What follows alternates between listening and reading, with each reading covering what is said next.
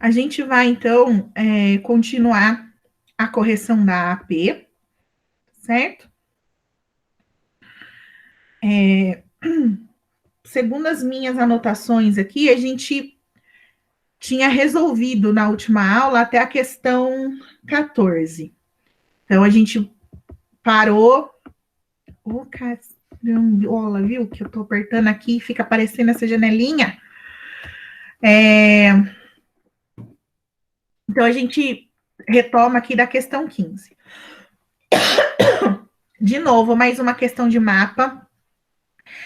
Essa aqui, ela é um pouco mais simples, tá? Mas eu tenho que explicar para vocês, né? Não sei se vocês já viram, né? Então, ele pede aqui, né? Observe o mapa abaixo. Não sei se vocês já conhecem esse tipo de mapa, né?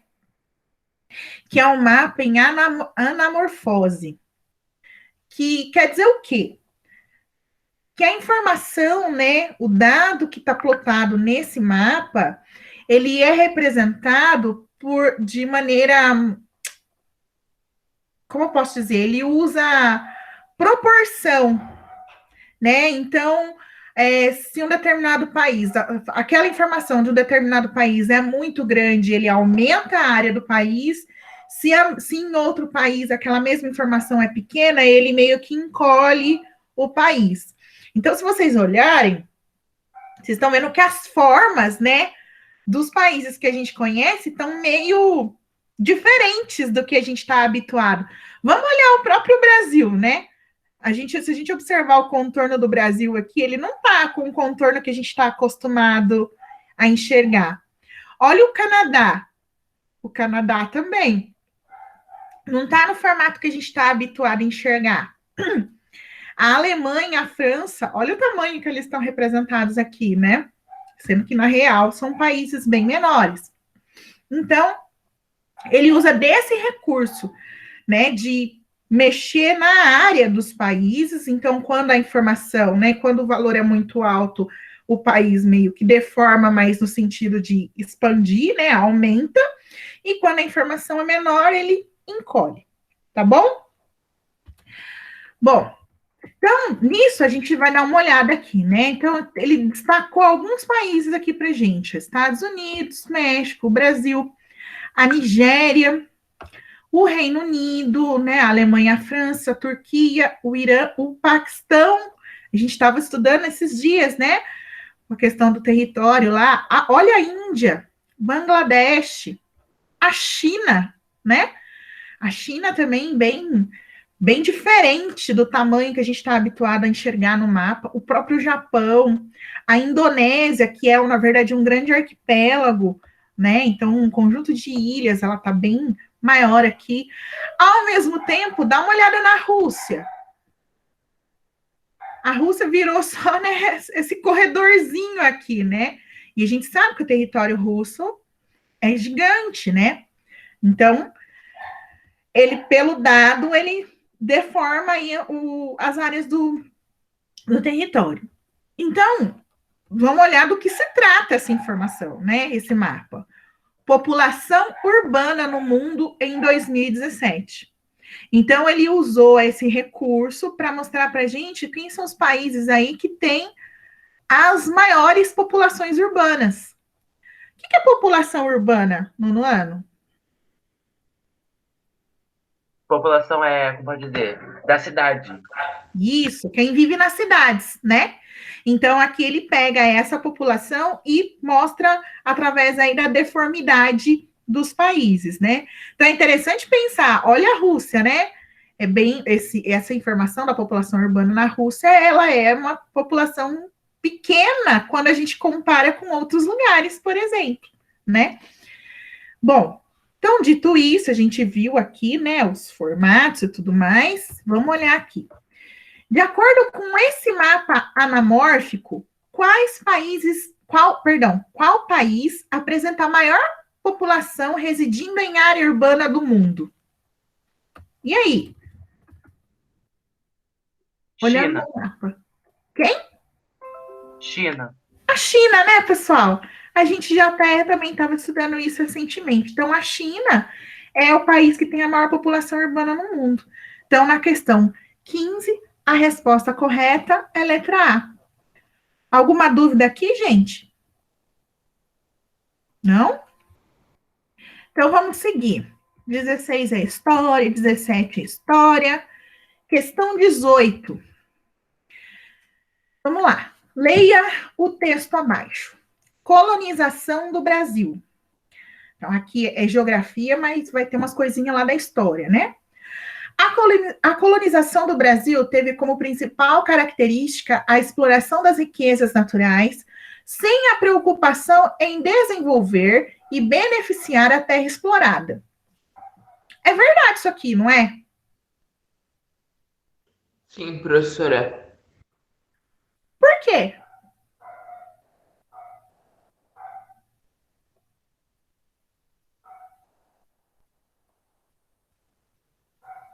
Ninguém?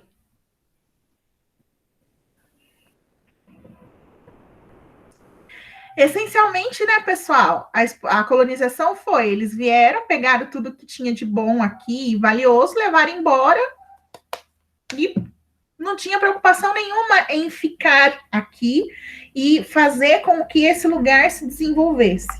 Então, essa é a base da colonização brasileira. As riquezas aqui encontradas, tanto minerais como vegetais, eram levadas à Europa por meio dos navios portugueses, onde iriam financiar os mais variados acontecimentos, desde o luxo da corte portuguesa até a Revolução Industrial na Inglaterra. E aqui a gente vai, né, fazer as devidas colocações. Os luxos aqui da coroa portuguesa, né, na verdade, era ter lá acesso a vinhos, né, dos mais caros, aos tecidos mais caros no mundo, que, coincidentemente, quem vendia para eles era a Inglaterra. Então, por isso que fala que as riquezas retiradas do Brasil bancaram aí os luxos da corte portuguesa e financiaram a Revolução Industrial, porque a Inglaterra teve acesso às riquezas do Brasil fazendo comércio com a coroa portuguesa. A extração das riquezas que interessavam aos comerciantes portugueses era feita de uma forma predatória, sem qualquer preocupação com a preservação das matas, do solo, das águas, da fauna e dos primeiros habitantes da região. O que é uma relação predatória, pessoal? Como predador? Como um predador, né? Então, na verdade, os portugueses retiravam o que era interessante para eles naquele momento de uma maneira predatória. Então, eles não se preocupavam em cuidar, eles simplesmente carregavam aquilo que eles achavam importante para eles, que seria lucrativo. Ponto. Dane-se o que está ficando para trás. E essa ideia, ela começa lá, se a gente for pensar, né, o primeiro produto que eles exploraram, que foi qual mesmo? Pau-brasil. O pau-brasil. Eles praticamente quase que levaram à extinção dessa árvore, né? De tanto que eles exploraram ela por aqui. Então, uma coisa?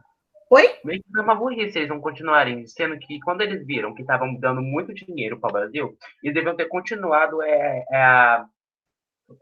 continuar plantando esse mesmo material para conseguir mais dinheiro ainda do que eles conseguiriam, mesmo que estivesse distribuindo.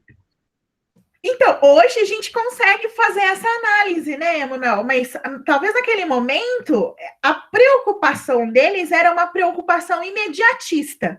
Então, assim, é o que eu quero para agora. Não tinha um pensamento do como vai ser o amanhã, né? Aquela ideia de planejar o futuro. Então, nesse processo de colonização, eles não tinham essa preocupação de pensar no depois. Então, chegaram aqui. Putz, eu consigo ganhar muito dinheiro com essa madeira. Vamos cortar tudo e levar isso para a Europa, que vamos fazer uma grana. Ninguém pensou que se preservar aquilo, se fizesse um jeito diferente, como você falou, em vez de cortar a madeira que estava ali, pensar em plantar essa própria árvore para explorar futuramente, não tinha esse pensamento. Eles queriam ganhar dinheiro naquele momento. Ponto. Né? Então, isso se começa com a planta, mas passa por tudo e chegando, inclusive, né, nas pessoas que aqui estavam, né, que são as populações originais, os povos né? Hoje a gente chama de povos indígenas, são os ameríndios, né? Aqueles que estavam aqui antes. Então, eles exploraram, inclusive, as pessoas, tá certo? Então, com base nesse texto, o processo de colonização brasileira pelos portugueses promoveu no Brasil A. Um atraso no seu crescimento socioeconômico. B. Um aumento na sua capacidade militar de combate. Não. Não, né? C. Uma maior integração econômica a nível internacional. Não. Uma redução das desigualdades socioespaciais existentes. Não. Não, também, né? Então, a mais adequada aqui, a resposta na questão 18, seria a letra A, um atraso no seu crescimento socioeconômico, né? Porque enquanto eles não perceberam, né? E na verdade isso levou quase 200 anos, né? Para eles entenderem que seria interessante ficar por aqui, né? E construir um país aqui, eles não continuaram com essa ideia só de levar as riquezas. Então, eles demoraram 200 anos para entender que seria interessante manter uma estrutura por aqui. E isso, obviamente, atrasou o desenvolvimento socioeconômico e o crescimento do país. Beleza? Alguma dúvida, gente, na 18? Todo mundo entende por que a letra A? Professora, Oi? mas no texto não dizia que o Brasil ele ganhou alguma coisa com isso? Aonde? Mostra para mim. Ou é outro? Porque eu acho que foi esse. Não, não foi esse não. Tem um que fala que o Brasil ele ganhou vantagem. Acho que foi na coisa. Eu acho que eu tô confundindo o texto. Ele ganhou vantagem no negócio militar lá, na guerra. Né, esse texto aqui não está falando de guerra, né? Ele está falando só do processo mesmo dos portugueses, né? A primeira relação dos portugueses com o Brasil. Talvez você esteja confundindo mesmo. Esse texto aqui, ele não fala isso. Tá bom? Tudo bem? A gente pode ir para a próxima? Nossa, esse silêncio me quebra. Não sei se está tudo bem ou se está tudo mal. Podemos. Vamos lá. Questão 19. Observe a imagem abaixo. O que vocês estão vendo aí na imagem? Várias etnias?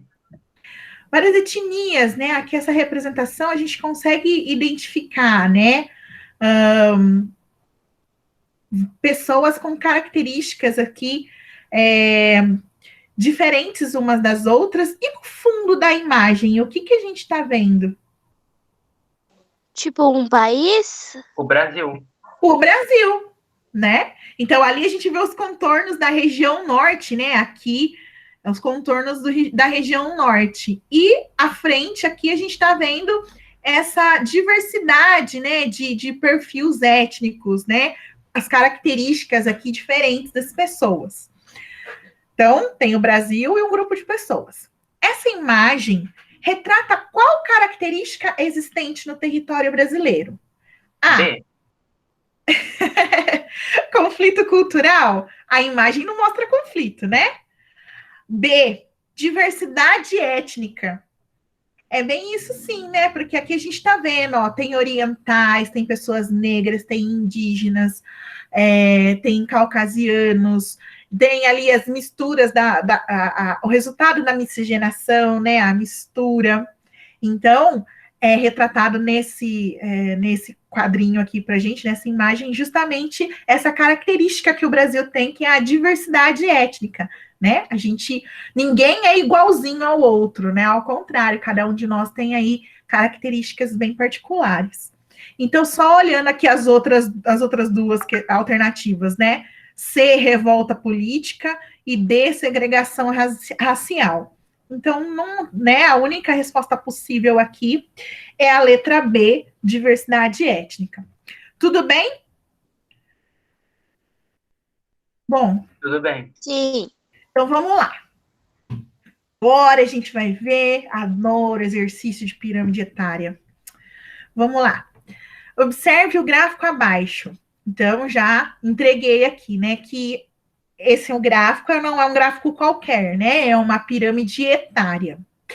Distribuição da população por sexo, segundo os grupos de idade, no estado de Santa Catarina, dados de 2010. E aqui eu vou ter que fazer um parênteses. Vou mostrar aqui que o link não mostra, né? A data, não mostra a fonte, esse link curto aqui. Mas 2010 é a data dos dados, porque 2010 foi quando aconteceu o último censo no Brasil.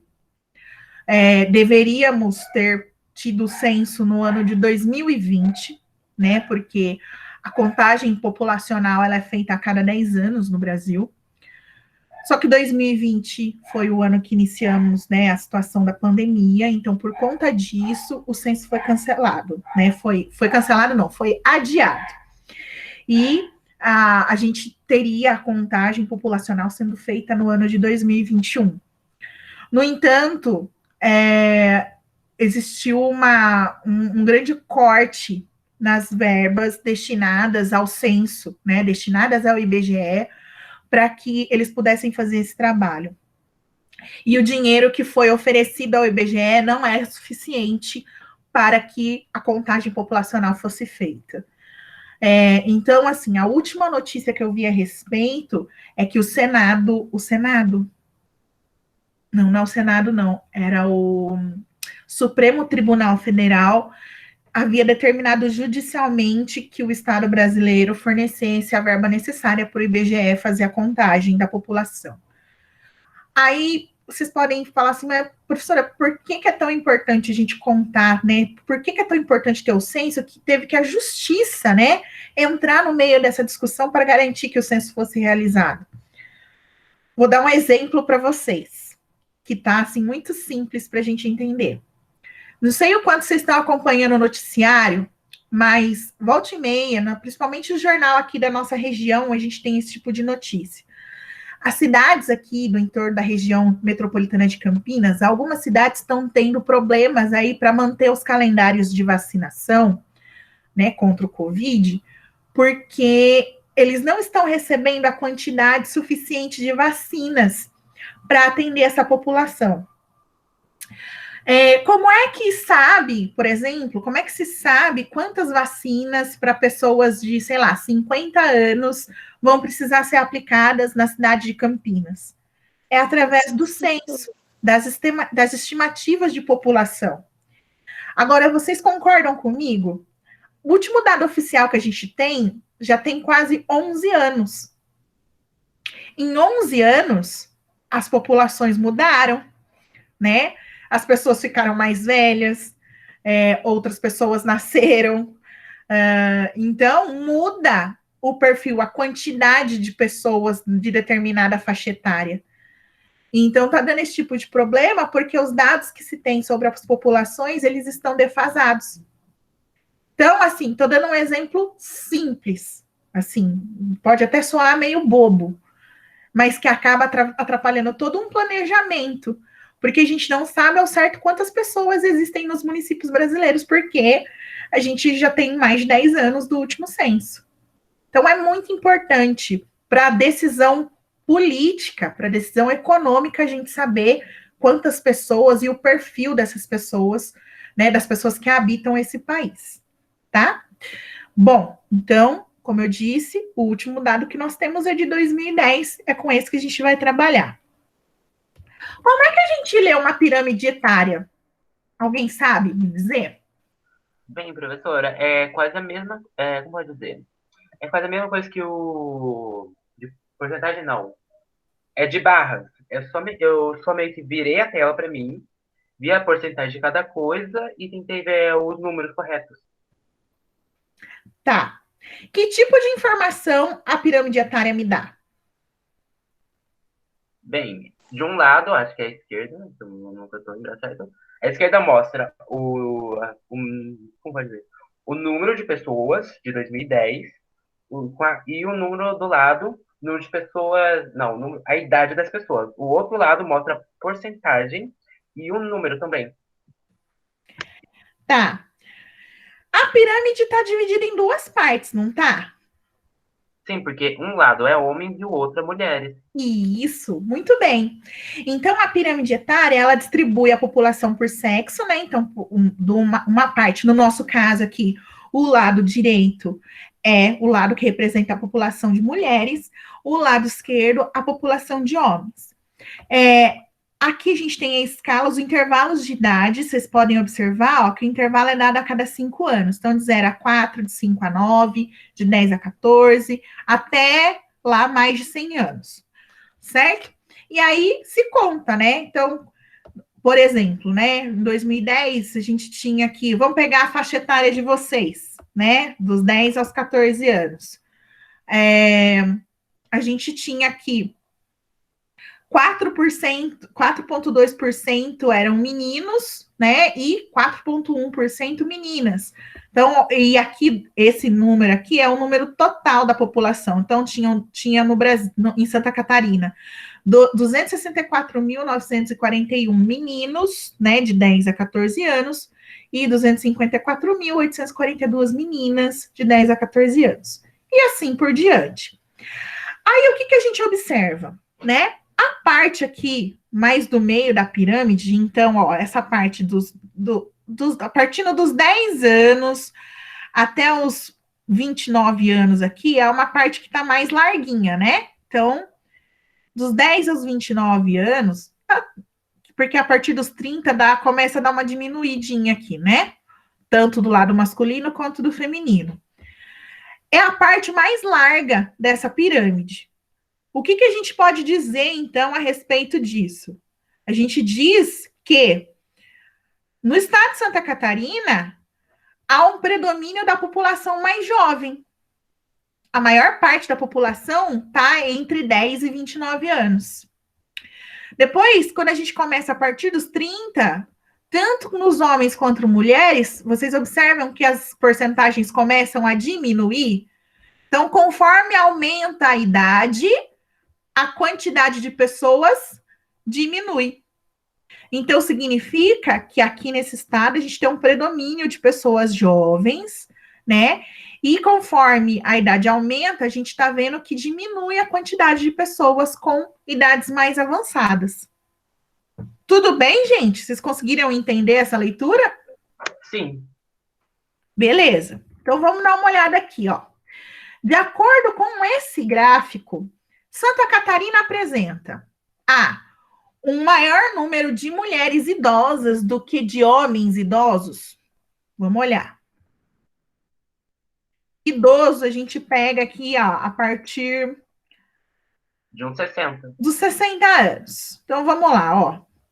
60 anos. Tem 1,7 de homem, 1,9 de mulher. Já é maior. 1,2 de homem, 1,3 de mulher. 0,8 de homem, 1 de mulher. 0,5 de homem, 0,7 de mulher. Tá certo, então, o que tá falando? Praticamente, a partir de 60 anos, sempre tem um pouquinho mais de mulher. Certo? Não falhou nenhum, falhou? Não, todos eles têm mais, ó. Tem mais mulher. Bom, então parece que tá certo. Mas vamos olhar o restante aqui das alternativas. B. Um percentual pequeno de jovens de 20 a 29 anos? Não, né? A gente viu aqui que está realmente na faixa onde tem mais gente concentrado. Quase igual. Né? Então não é pequeno. C. Uma baixa quantia de pessoas com mais de 40 anos? Também não é pequena a quantidade de pessoas com mais de 40 anos. Olha quanta gente, né? Não é pequeno. Uma elevada taxa de mortalidade infantil no sexo feminino? Vamos ver. Mortalidade infantil, a gente tem que olhar, então, na primeira linha, Não. Certo? Não. Só que tá igual, praticamente igual, ó, 3,3, 3,2, então não posso falar que morre muita menina, né? Então, a alternativa correta aqui é a letra A, um maior número de mulheres idosas do que de homens idosos, que a gente confirmou olhando aqui a partir de 60 anos em diante. Tudo bem? Todo mundo entendeu como a gente chegou nessa resposta? No ano vocês estão Tudo vindo. bem, dona. Ai, que bom. Que bom que alguém me respondeu. Bom, então, questão 20 resolvida. São 10h45. E aí, o que vocês resolveram? Eu posso continuar resolvendo a prova? Ou vocês vão tentar se ajeitar? Olha, professora, eu meio que pouca pessoa entrou no grupo que a Giovana fez pra festa junina. Ah, eu nem sabia que tinha grupo de festa junina. É, surpresa. Então, Bom, a gente criou agora. Uhum. E Manda o aí? link pra eu entrar lá, Giovana, por favor, no grupo. Tá Peraí. no outro nono A.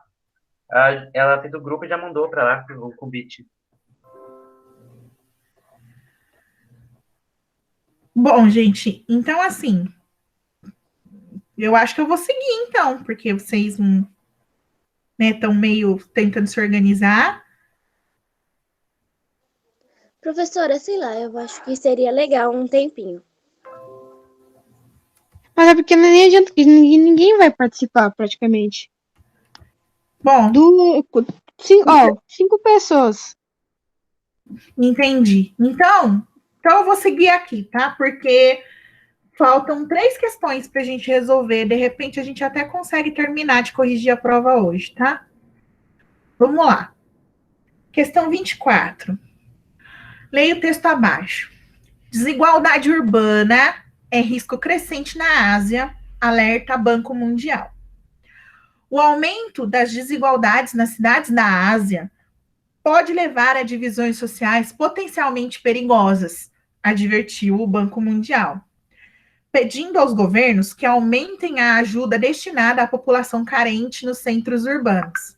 A gente viu, né, quando a gente estudou a Índia, que a desigualdade urbana realmente é muito forte, né, naquele país. Em outros países da Ásia também acontece a mesma coisa. O êxodo do campo para as cidades gera um crescente número de pessoas sem acesso a serviços básicos, emprego e moradia. Com base nesse texto, a desigualdade na Ásia se intensificou devido a poluição dos recursos hídricos. É por isso que tem mais desigualdade? B, a elevada taxa de criminalidade. C, ao processo de urbanização acelerada. D, ao racionamento, da produção agrícola. E aí, qual que seria a certa aqui na 24? Eu acho que ia ser. Isso mesmo, é a letra C, né? Porque ele fala aqui que o êxodo do campo para as cidades gera um crescente número de pessoas sem acesso aos serviços básicos. Esse movimento de sair do campo para a cidade faz com que o processo de urbanização seja uma urbanização acelerada, certo? Então, na questão 24, a alternativa correta é a letra C. Tudo bem? Uau, tem mais um mapa. Deixa eu ver a próxima. 2 questões de mapa. Não vou conseguir terminar hoje mesmo. Mas eu vou fazer o seguinte, vou começar pela mais simples. Então, vamos fazer a 26 e a 25, porque a 25 vai dar um pouquinho mais de trabalho para a gente dar uma olhada no mapa. Então, questão 26. Observe o mapa abaixo. Vocês lembram desse mapa? Ó, planície lacustre da Finlândia, os Alpes escandinavos, os Alpes, os Montes Apeninos, os Balcãs, os Montes Pirineus. Alguém lembra que a gente falou disso?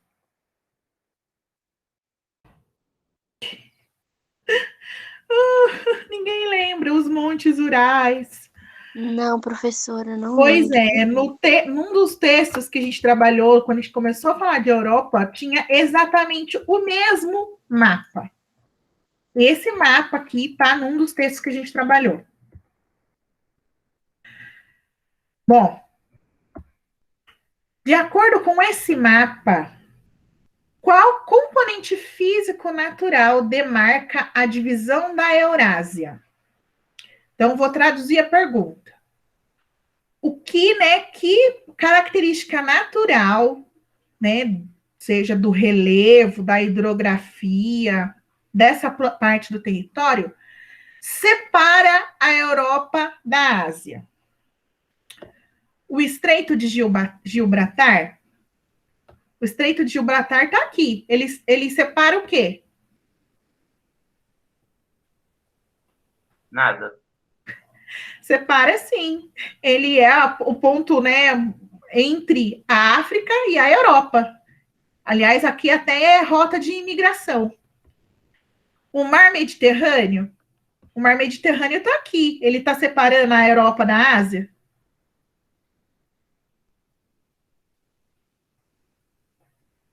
Gente, Cadê a Ásia? Eu não tô vendo a. Ah, tá. isso Não. aqui tudo é Eurásia, certo? Ó, Europa, Ásia. Então vamos lá. O Mar Mediterrâneo está aqui. Ele separa a Europa da Ásia? Não. Não. Montes Urais. Onde é que estão os Montes Urais? Tá aqui, ó. Os Montes Urais separam a Europa da Ásia? Sim. Uhum. A Ásia está aqui e já para cá eu tenho Europa. Vamos olhar aqui, Planalto Central Russo. Planalto Central Russo. Planalto Central Russo está na Europa.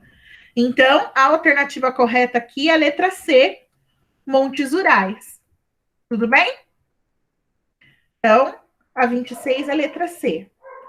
Para a próxima aula, na segunda-feira, vai ficar faltando a gente fazer só a questão 25. E aí a gente já retoma aí com os nossos conteúdos. Tudo bem? Nenhuma dúvida mais do que a gente conversou hoje? Bom, Eu tenho algumas, mas depois eu faço. eu não gosto disso, viu? Que vocês não perguntam as coisas quando vocês estão com dúvida. Mas tudo bem, não tem problema. Depois você me chama e a gente conversa. Eu vou interromper a gravação, então, para poder fazer a chamada e liberar vocês.